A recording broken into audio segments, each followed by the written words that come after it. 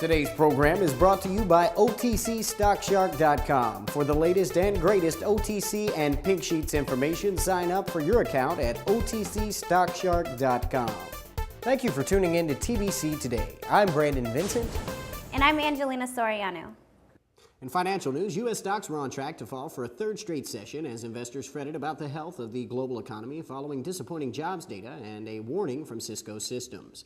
The Dow Jones Industrial Average gave up 38 points, or 0.4%, to 10,341 in midday trading, pushing deeper into the red for the year, along with other major U.S. market measures. The slump in U.S. stocks follows stocks declines in Asia and Europe as a stream of weakening economic measures have reignited fears of a double-dip recession.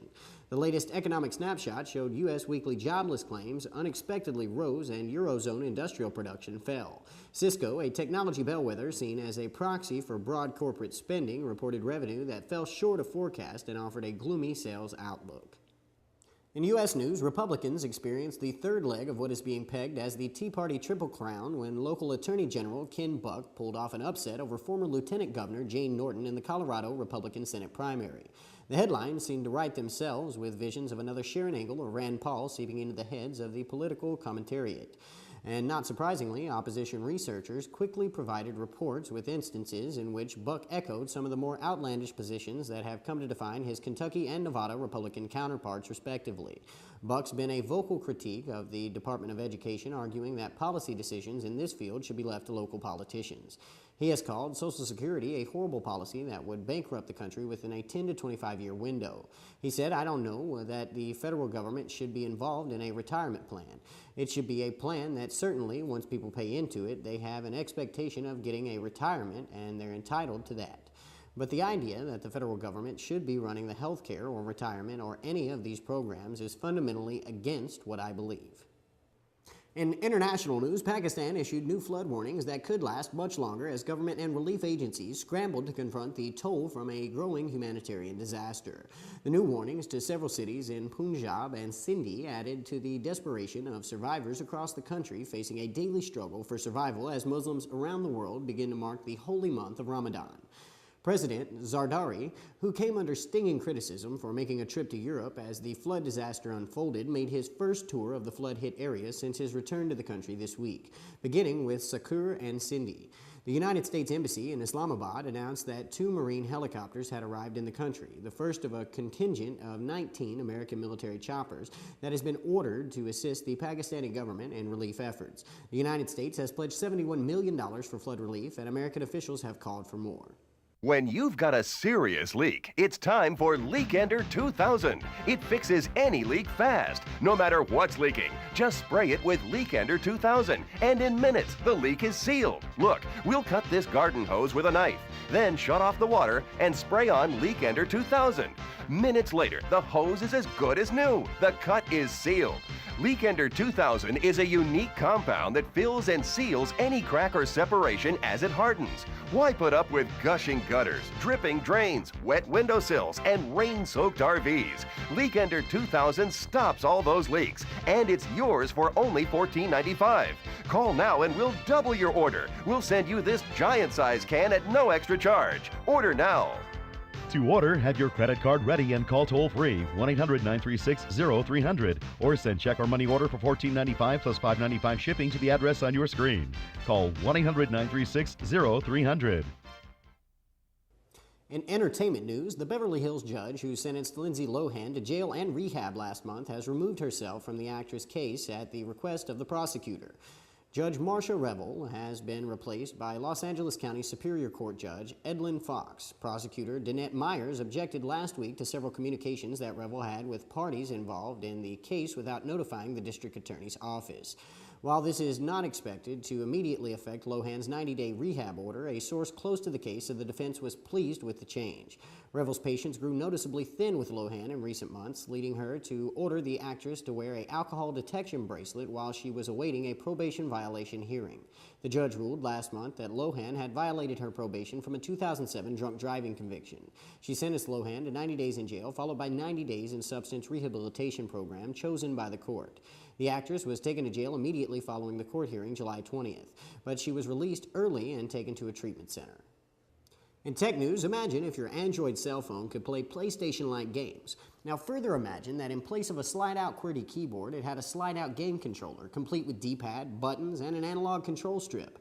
What you are imagining may already exist inside Sony Ericsson's labs, and may be coming to you as soon as October of this year. Engadget Site's a trusted source inside Sony Ericsson and has some surprisingly detailed specs for the machine. The phone, which will look something like a cross between a Samsung Captivate and a PSP Go, will probably be powered by a 1 GHz Snapdragon processor, sport a wide VGA resolution screen of around 4 inches, and possibly include a 5-megapixel camera. Sounds great, right? There will be also a dedicated section of the already fragmented Android market for the games, which will be comparable in graphics quality to PSP games. The whole lot will be running on a specially skinned version of the upcoming Android 3. This is pretty much a PlayStation phone, and we don't have to say how hot that would be. If this is true, it could be the first real phone gaming rival for the iPhone, and will likely offer a very different style of game. The iPhone's touchscreen is great for puzzlers and strategy games, but when you want to blast through a platformer or just go out and shoot some zombies, hardware controls are where it's at. In health news, they're among the most widely prescribed medications in the world. They're reasonably safe for most people to take. That's why the drugs that reduce stomach acid don't get much scrutiny from the doctors or from patients.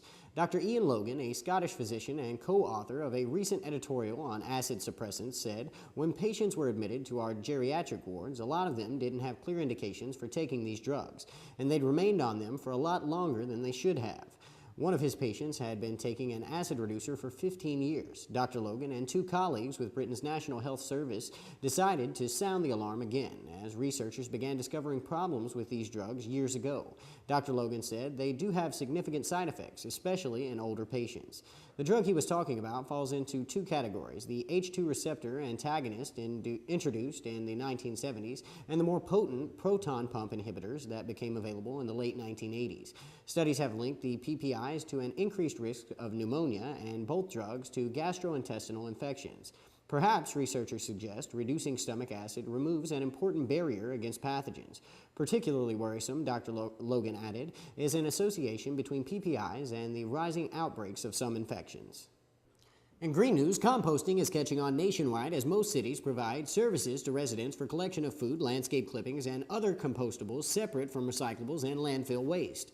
But to test out if the neighborhood is ready for such a program, Sonia Ewert is hopping on a 27-gear bike with a custom-made trailer and going door to door to collect compostables from residents. The bike-powered composting service is part of an experiment. If enough residents like having their food waste collected, the city may move forward in providing the service on a large scale through their waste and recycling collection services. For Ewert, helping to get the new component added to the sanitation service is truly a smelly labor of love. The Star Tribune writes that the project is a 3-month-long experiment to see if the residents are keen to compost. And if so, Eureka Recycling may take on collection of food waste separately as part of their service. For the area, food waste represents about 12% of the waste stream, and food-contaminated paper another 10%, so the potential for waste diversion from landfills is huge. More towns and cities are adopting composting as the benefits are made clear. In San Francisco, for example, composting is mandatory, and through it and other recycling efforts, the city has a waste diversion rate of over 70%. The composted material goes to the local farms and vineyards, so the city's waste is literally helping to grow the food it eats. The new bike collection service is for people who want to reduce the waste stream but not manage their own compost piles or worm bins. It includes the things that aren't easy to compost and are usually better handled by municipal facilities like dairy and oils. Even if the bike-powered composting service is a success, the area still needs to be granted permits to enact a revision of solid waste rules that allow for commercial composting. But if the interest is clearly demonstrated, that could be a lot easier to accomplish. And it'd be amazing if somehow they keep bikes as the low-carbon collection vehicles of choice. Thank you for tuning in to TBC Today. I'm Brandon Vincent. And I'm Angelina Soriano.